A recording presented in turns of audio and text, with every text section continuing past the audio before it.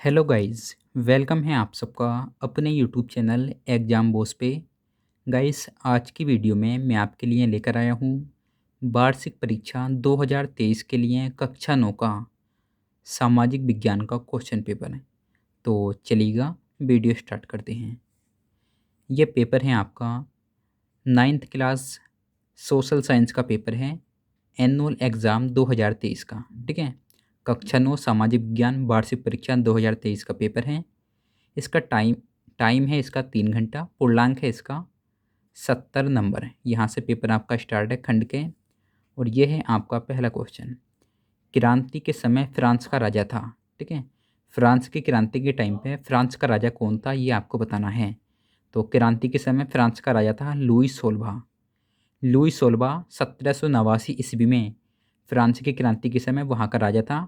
और जो लुई सोलह था बूर्बो वंश का राजा था ये। ठीक है, ध्यान रखना है आपको।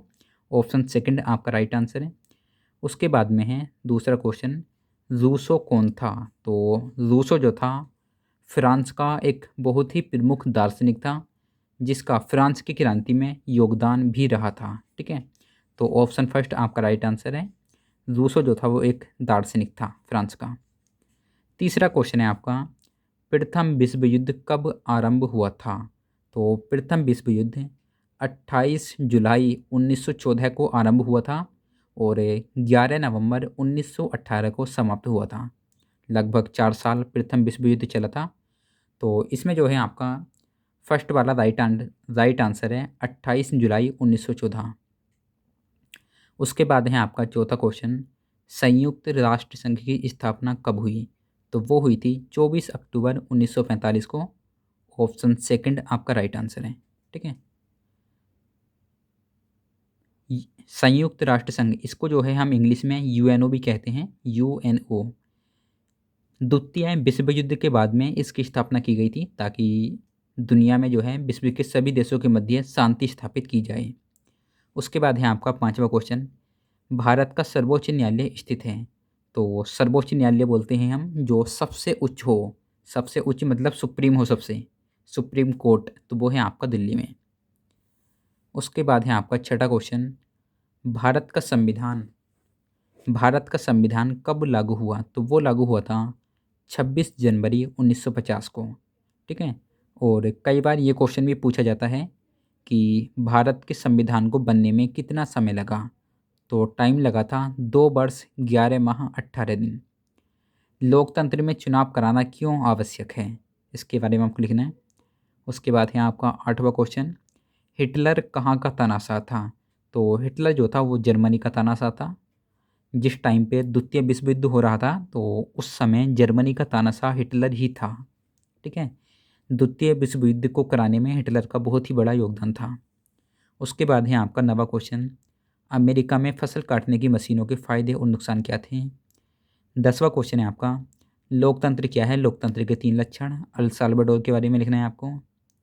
और उसके बाद देखिएगा, भारत के राष्ट्रपति की योग्यताएं एवं कार्यकाल व कार्यों का वर्णन कीजिए।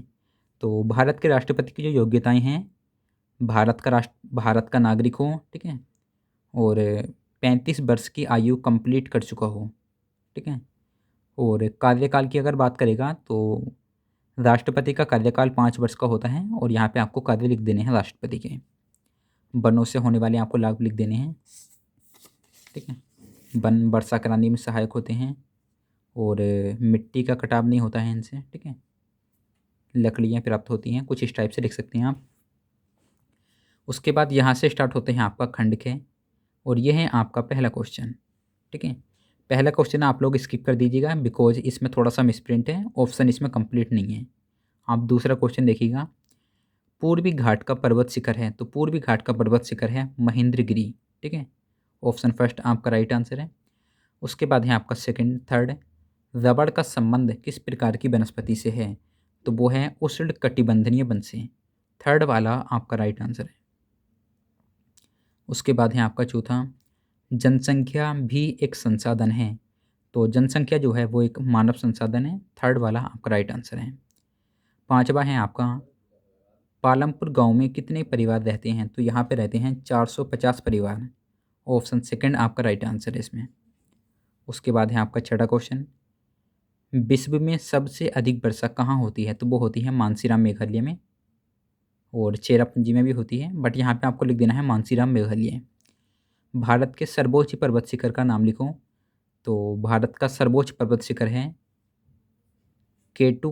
केटू, ठीक है, जिसे बोलते हैं हम गॉडविन ऑस्टिन। केटू गॉडविन ऑस्टिन, जो कि कृष्णगिरी पर्वत काराकोरम पर्वत पर पड़ता है, ठीक है। और इस पर जो है वर्तमान टाइम में पाकिस्तान का कब्जा है। भारत का जो सर्वोच्च पर्वत शिखर है केटू गॉडविन ऑस्टिन, जो कि काराकोरम पर्वत श्रृंखला में पड़ता है, उस पे जो है पाकिस्तान का कब्जा है, ठीक है, आपको ध्यान रखना है।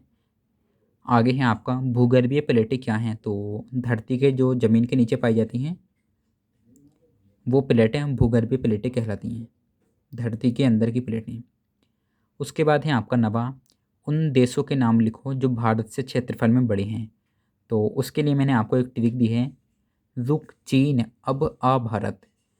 रूस से हो जाएगा रूस, कैसे कनाडा, चीन से चीन, ऐसे अमेरिका, वैसे ब्राज़ील, आ से ऑस्ट्रेलिया, भारत भारत से भारत, ठीक है।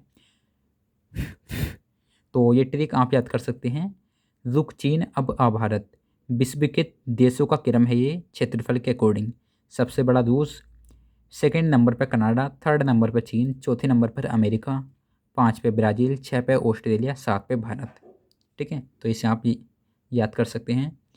उसके बाद है आपका पालमपुर कहाँ स्थित है, एक इसकी मुख्य विशेषता क्या है? तो पालमपुर जो है आई थिंक आंध्र प्रदेश में है।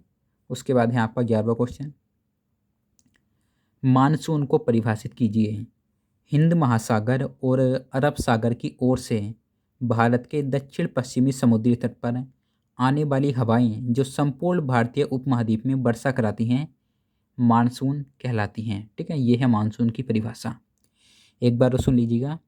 हिंद महासागर और अरब सागर की ओर से भारत के दक्षिण पश्चिमी तट पर आने वाली हवाएं जो संपूर्ण भारतीय उपमहाद्वीप में वर्षा कराती हैं मानसून कहलाती हैं, ठीक है। खादर और बांगर में अंतर स्पष्ट कीजिए। तो खादर और बांगर में अंतर हो जाएगा, जो नई जलोढ़ होती है जिसे क्या नाम है नदियाँ बहाकर लाती हैं तो उसे हम खादर मिट्टी बोलते हैं, और जो पुरानी जलोढ़ होती है तो उसे बोलते हैं हम बांगर। तो आगे देखिएगा, जनसंख्या वृद्धि के बारे में है। उसके बाद में निर्धनता का आकलन कैसे किया जाता है। उसके बाद है उन्नत किस्मों के बीजों का कृषि पर क्या प्रभाव पड़ा। तो गाइज़ बस इतना ही था आपके पेपर में।